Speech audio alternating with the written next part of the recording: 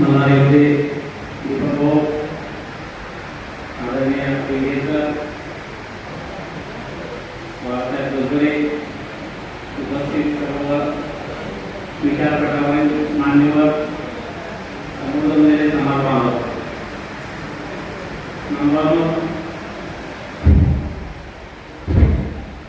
आरक्षण मिळावं ही समाजाची इच्छा आहे, पण आरक्षण मिळण्याचा मार्ग काय आहे हे जोपर्यंत समाजाच्या लक्षात येणार नाही तोपर्यंत समाज पाहिजे तेवढ्या संख्येनं बाहेर पडणार नाही आणि समाज जोपर्यंत मोठ्या संख्येनं बाहेर पडणार नाही तोपर्यंत आपल्या आरक्षणाची लढाई ही यशस्वी होणार नाही.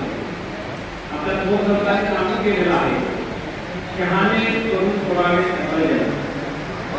भाऊ तुम्ही फक्त हिंगोली जिल्हा मराठवाडा शहाणा करून महाराष्ट्राचा समाज शहाणा चुकीच आहे.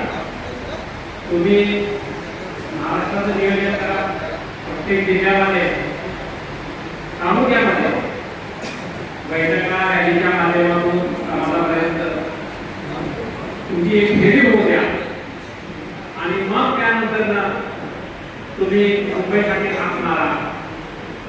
लाखोच्या नाही कोटीच्या संख्येने समाजाचा उद्देश राहणार नाही आणि जोपर्यंत आपलं खूप आपण या सरकारला सिद्ध करून दाखवणार नाही तोपर्यंत नंतर समाजाच्या पदावर काही पडणार नाही.